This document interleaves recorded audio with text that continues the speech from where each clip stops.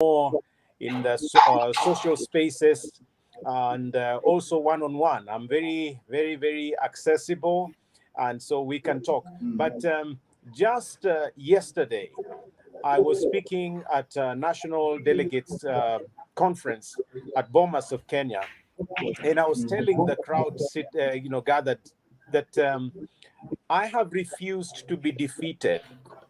I have refused to give up. I have refused to be put in a box by life, by people, and I only respond to what God wants of my life. I defy so many odds. When I was 3 years old, I became blind, and now I'm 55. And all these years, it is something I would say it would have been so easy to put me down. And life has a way of putting you down. Society has a way of putting you down. I have refused to be put down. You know, going through school, it would have been so easy for me to give up and say, you know what, school doesn't work. People like me don't go to school. But here I am, doing my best to finish my PhD. And I can tell you that in terms of pushing through the odds. Guys, I think that's awesome. That's awesome. Go ahead. Yeah, so I can tell you that society doesn't give persons with disability an opportunity. In fact, even now, although our president, the former prime minister, the deputy president shout a lot about inclusiveness, we should include everybody in society and we should give a chance to everybody. They have all these policies, very nice sounding things, but they are the same ones who are spreading the tagline that there are only two horses, running for presidency. Unless they don't know how to count, unless they don't know what inclusiveness is, they've ignored me. They've ignored persons like me. And I come here tonight to tell you that I have refused to be put down. I have completely refused to be told I cannot be president. I have refused. And I go by constitution, I go by God's own provision, I go by the love of the people to say, given a chance, I can be anything.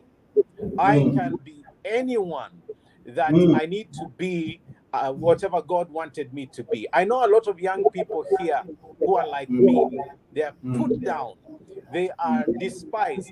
And I just keep hearing Paul writing, telling Timothy, do not allow anyone to look down on you just because you are young.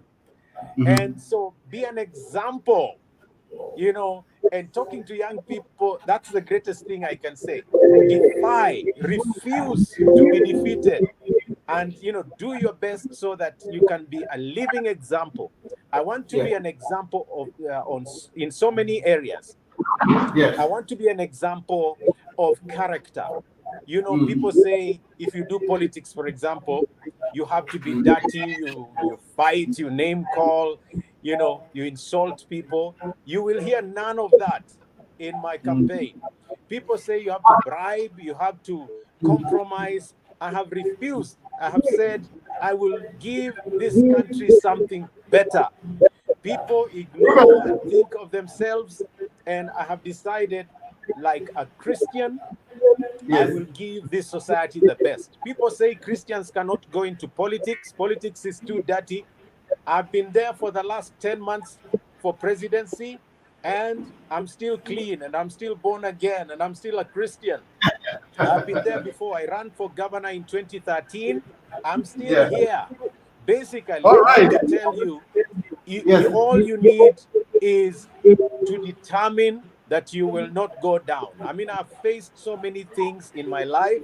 I lost my wife in 2006, and that could have put me down.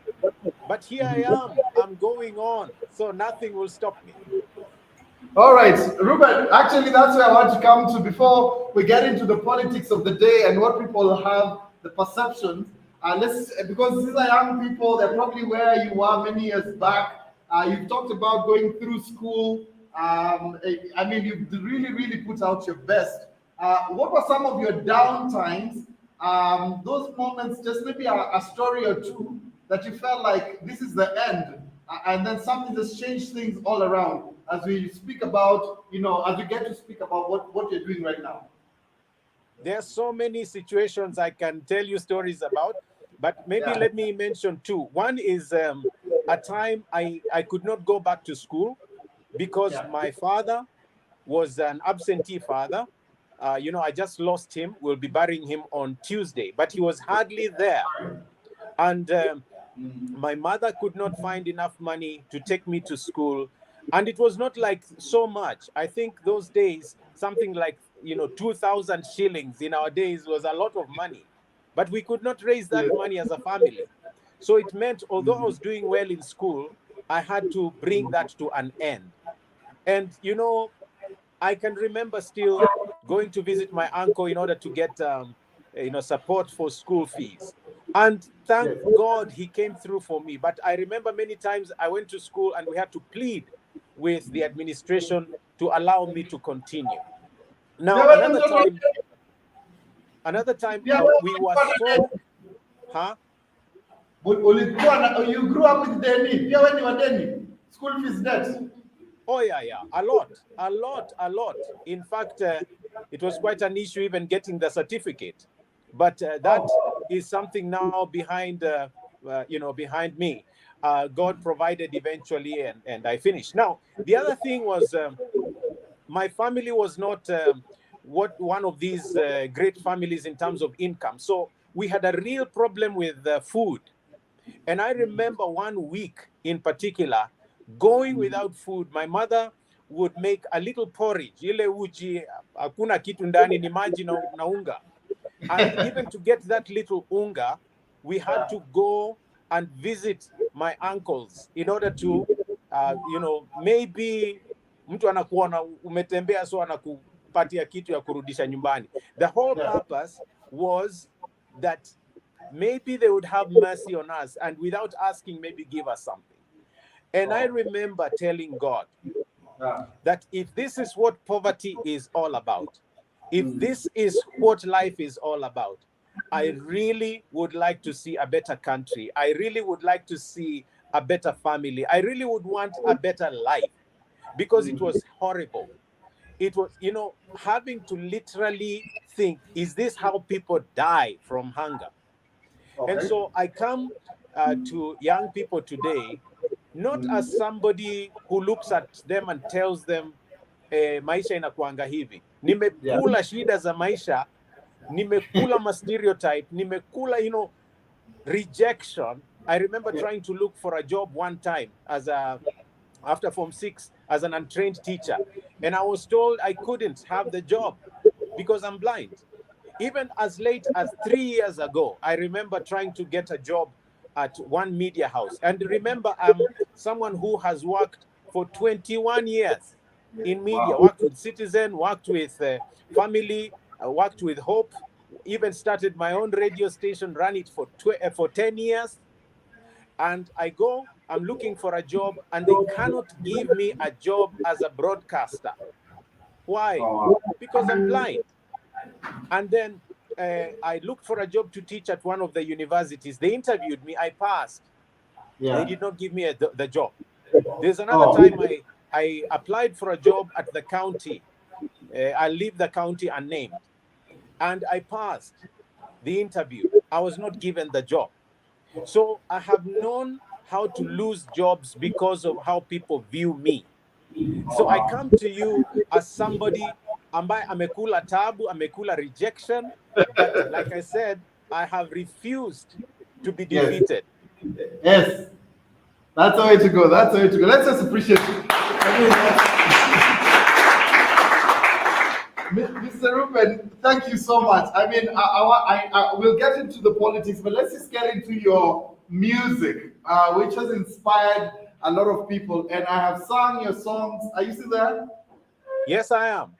Okay, I think my screen changed a little bit. Oh, Dano. Yes, I have sung your song, Mr. Reuben, for very, very many years, and you've continued to inspire me. I remember sitting in your studio and watching you do a whole song from the keys, you did the drum, the tracks, and everything. And I sat there looking at you, and I'm thinking, who is the blind person here, you or me?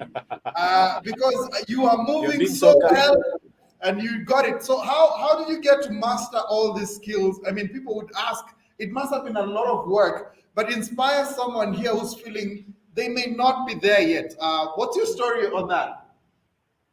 Well, there are things I can do, and there are things I cannot do.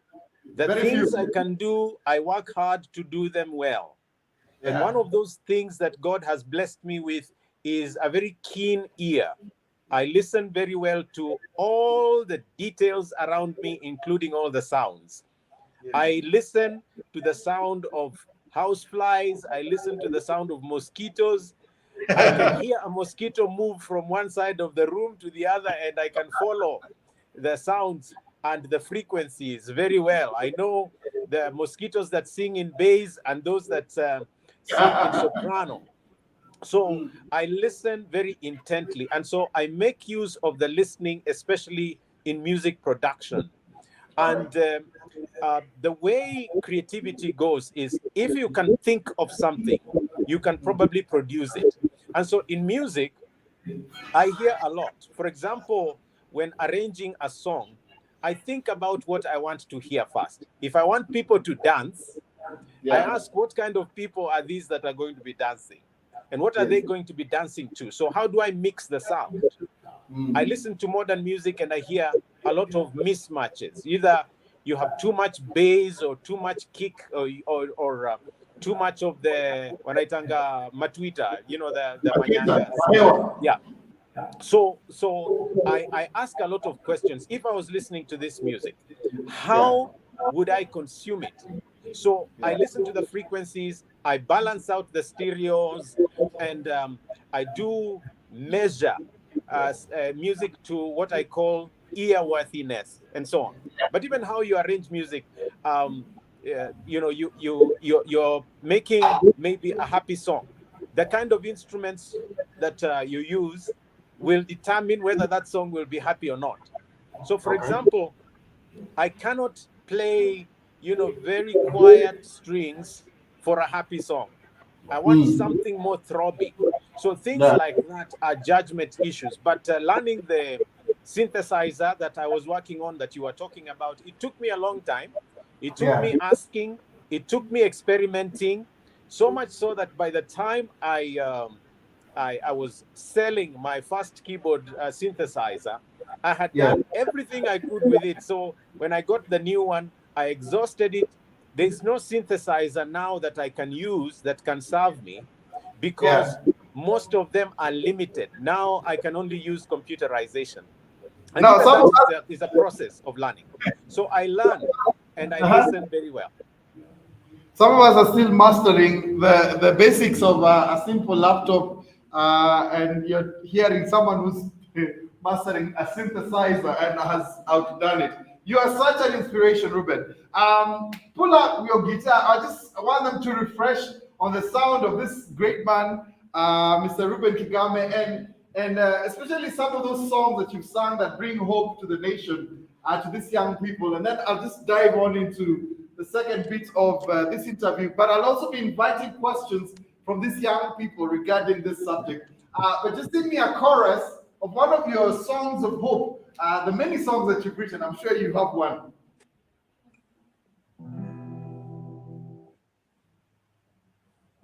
Awesome.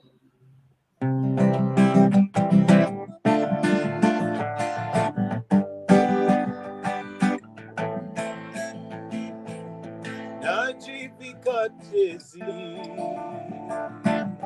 wasia kudondoa kama Ayubu wa Uzi kwa waloti wa doa. Umeshakatwa mizizi kisikilala dongoni, lipo tumaini kwa mti ulokatwa, maana ukikatwa utachipuka tena. Awesome. Now, can I just brag that I know this man really well, and he taught me music. Reuben, you may not remember, but when we used to do music team with James Cajero, I used to carry the guitar, and I was one of those guitar boys back then. And I remember seeing you play keyboard, and I told myself, if this guy is doing this, I want to do this and even more maybe. But I never beat this guy. He's just that inspiration. So You've thank you done so well. much for having me. You've done very well. Thank you so much. Thank you. All right, let's get into politics. No, before we get into politics, speak about what do you know about the state of the young people today. As we speak about depression, what have you seen as you travel across this country? What are the young people crying for that probably they have not experienced before? If I was to be as honest as another could be to another, I would say the problem of young people in this country is not the young people.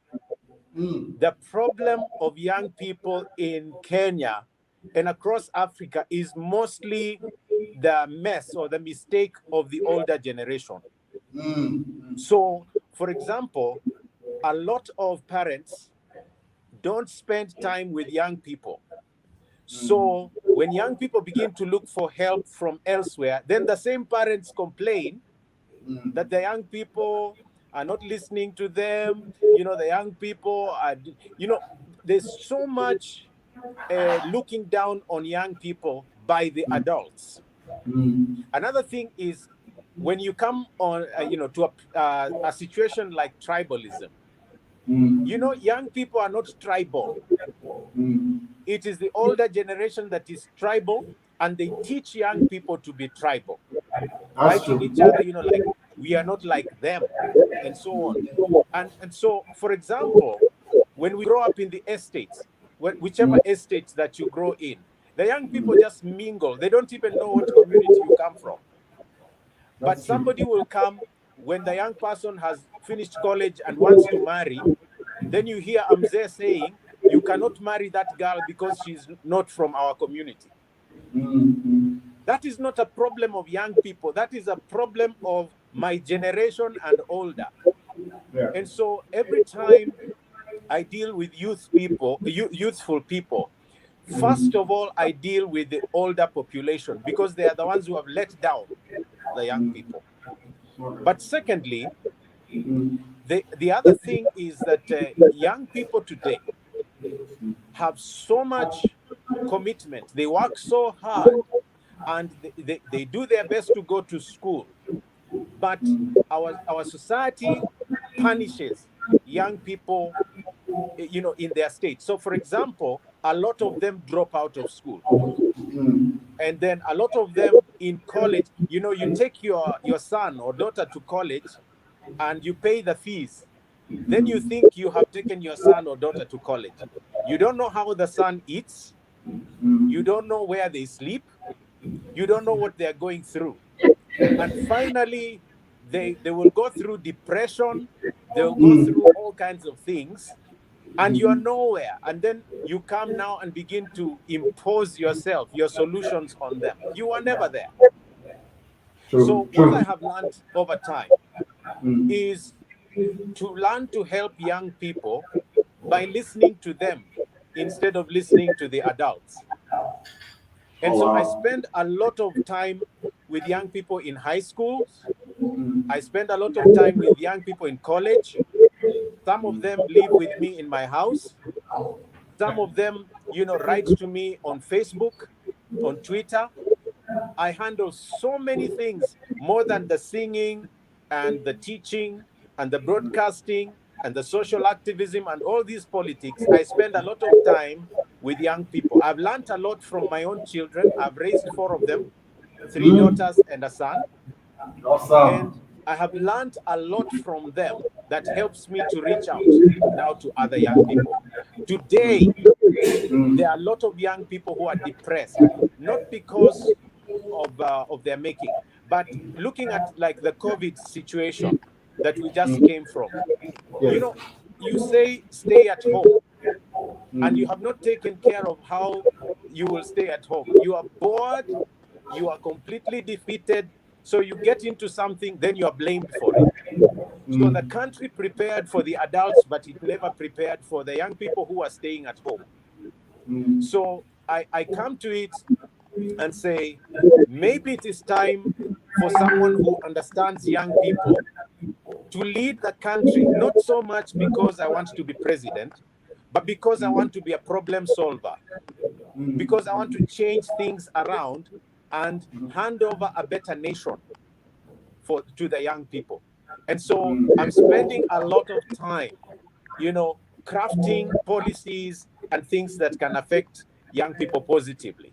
So I love them. I mean, I just love young people because, I mean, they teach me maybe much, much more than the adults will teach me. Awesome, awesome. Thanks so much. Let's just appreciate Ruben. Ruben, let's get to it.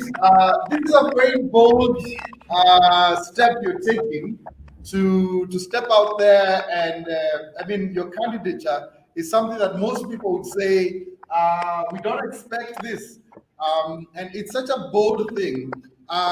And I had your interview the other time, and you spoke about this message of hope, that your candidature is a candidature of hope. Please speak to the young people. What does your candidature represent? And in a sense, we're asking, why should we vote for you as Reuben Kigame? Oh, those are two big questions. So let me answer the first one. Yes.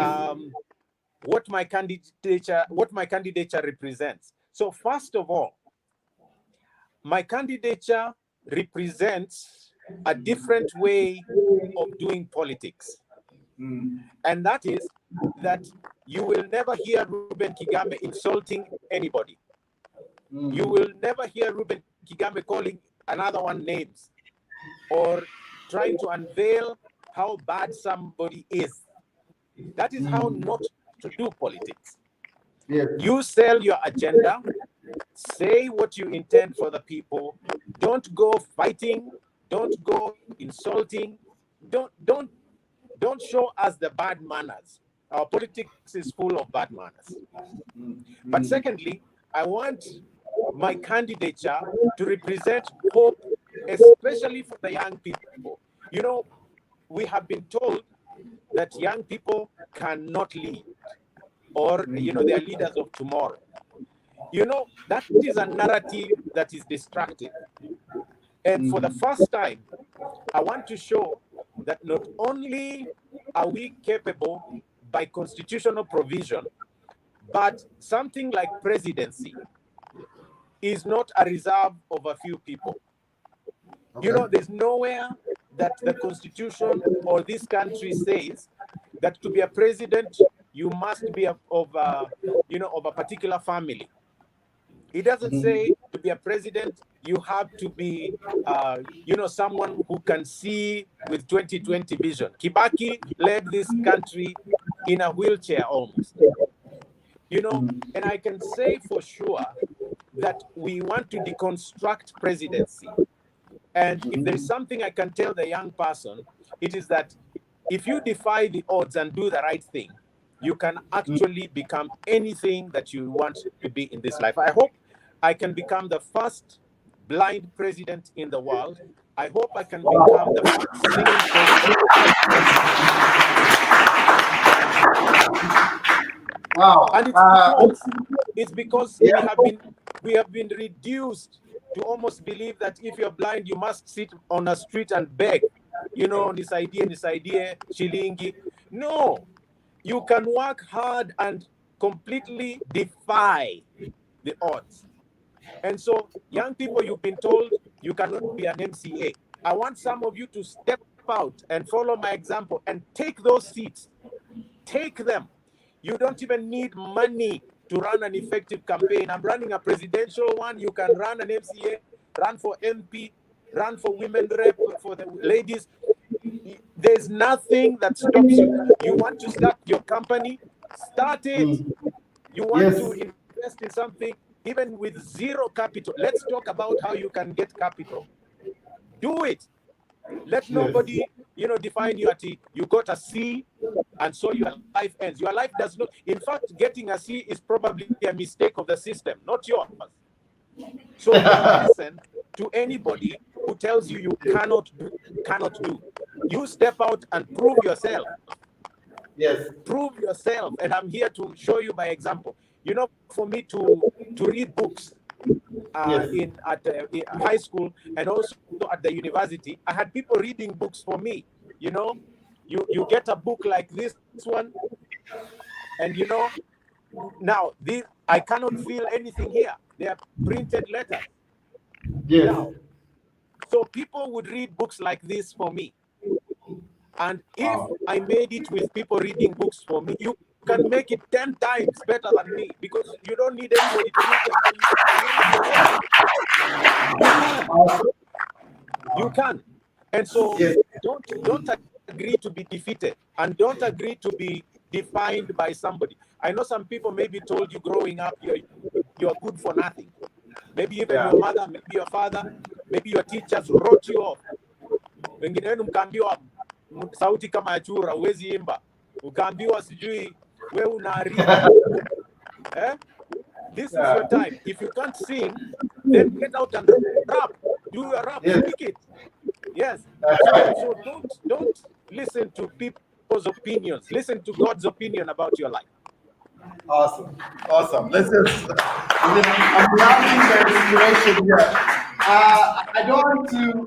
We'll get to now just the final bit of this, but I want to welcome a couple of questions from the members. If you have any question, you can ask Mr. Reuben Kigame. He's right here. So if you have, just shoot it up. But I'll keep this going. Yes, we have a question.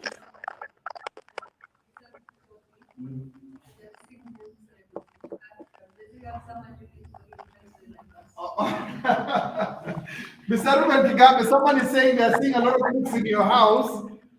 How do you read them? Does someone read them for you right now? So this is my office, my study. This is where I study from for my PhD, but this is also where I teach online from. Okay. I teach using Microsoft Teams, some courses at the Africa International University.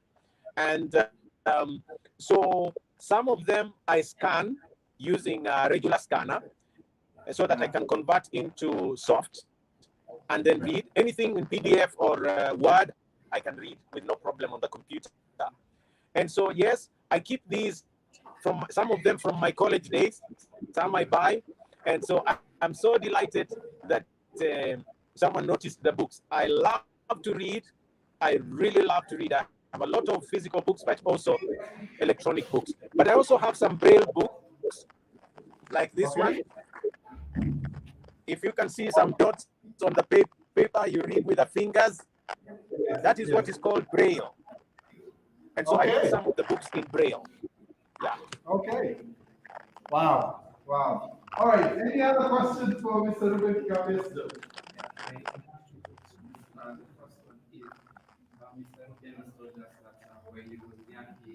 There were those moments that he felt like giving up. So what kept him going? What advice does he have for a young person who is going through what he underwent now? What kept you going, Reuben, when you were young and you felt defeated? Did you have anyone specifically or something that happened that kept you going? Okay. My mother really inspires me even to this day.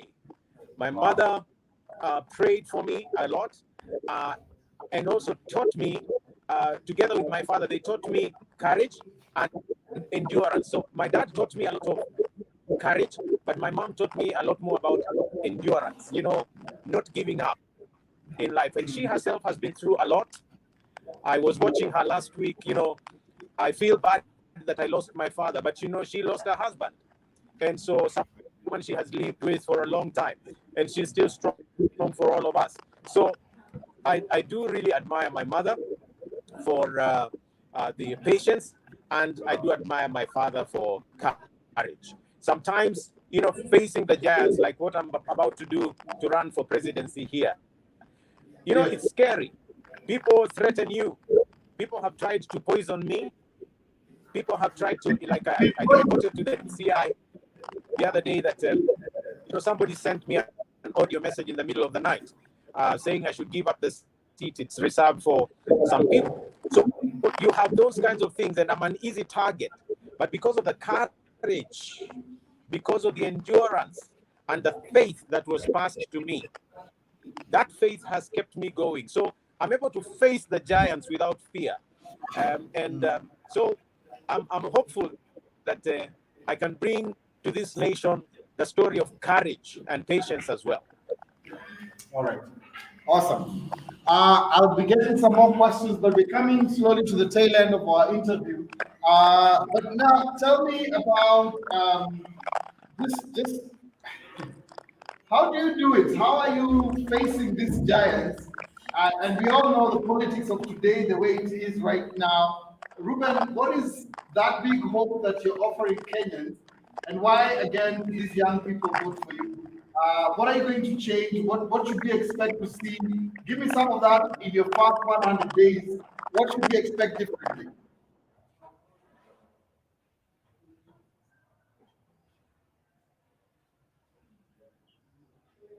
Reuben, are you there?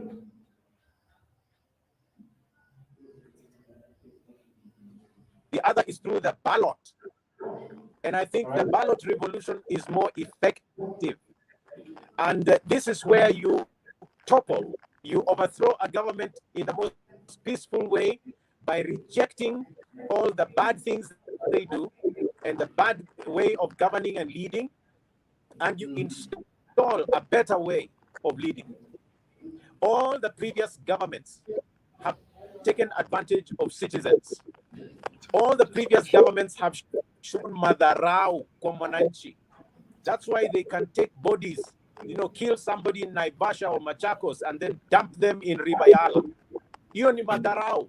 That's why, citizens can work so hard and pay taxes, then somebody pockets that money. Higher madharau and that way of doing things, that is what I want to bring to an end. We cannot keep talking about corruption as if corruption is an animal from outer space. Corruption is our people stealing. Ni wizi. And we have to catch the thieves and jail them. So we cannot, go on like as if things are as usual. You can't keep saying every year the young people are not going to school. I mean, take them to school. You can't keep saying, school dropouts. Provide free education. And so I'm here to bring a radical ballot revolution, and I need your help because I cannot vote myself in, and I don't believe in fighting in order to topple power. So let us topple power in the most peaceful way.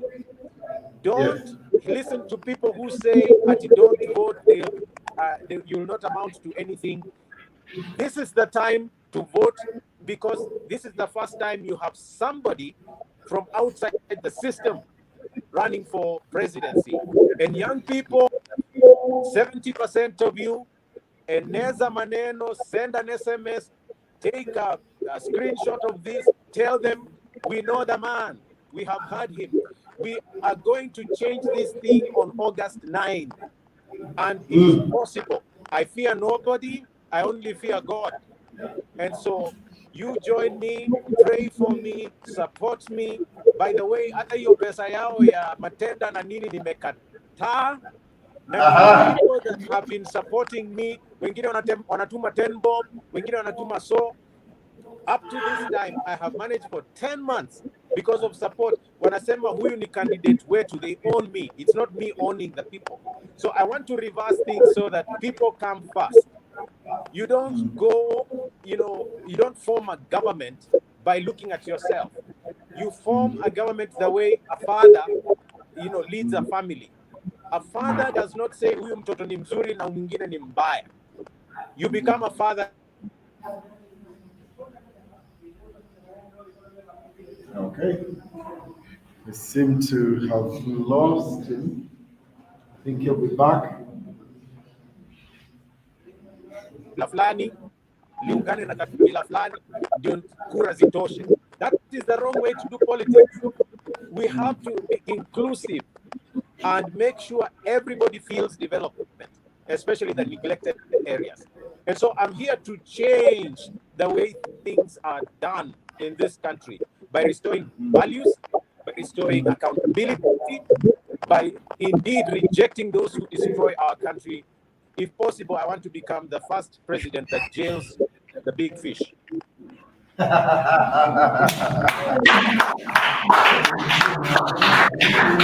right, all right. We have come to the end, but I want you to give your parting shots, Mr. Reuben Kigame. Our time is almost switching off here, but give us your final words. Speak your heart to these young people. I know you've already shared a lot, but just a parting shot. What would you say to these young people? Wonderful. So I close by telling you, like.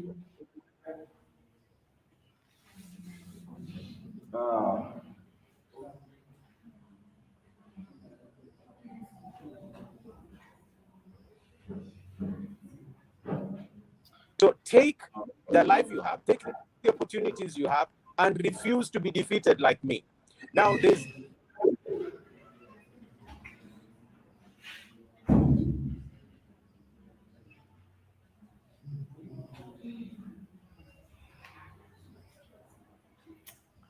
All right.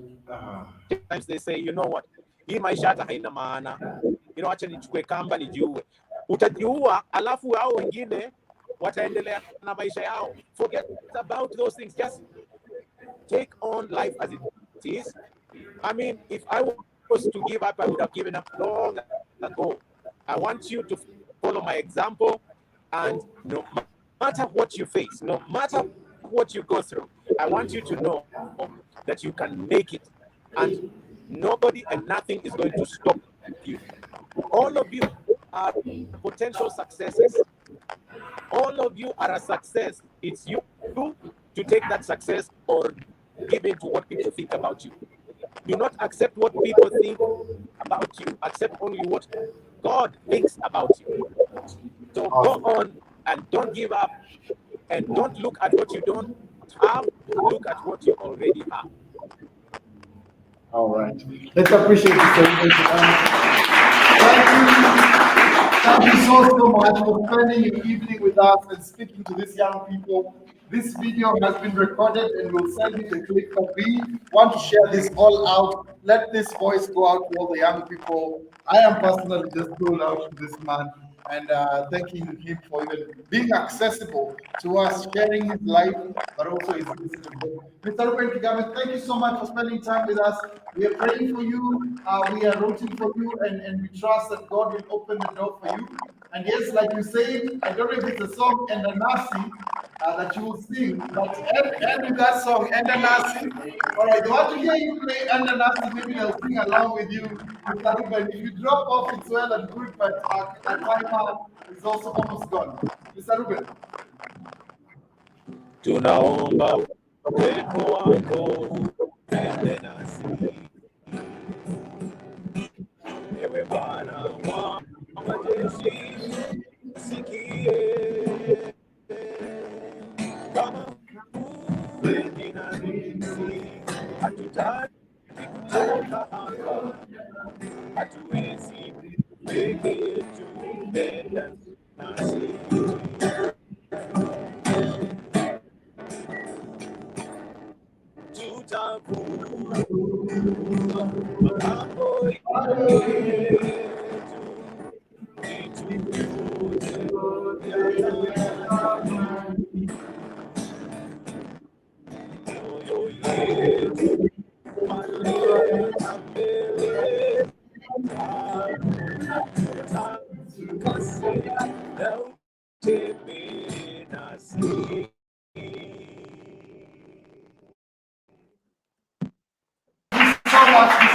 Thank you so much. This was fun, guys. Did you guys enjoy this?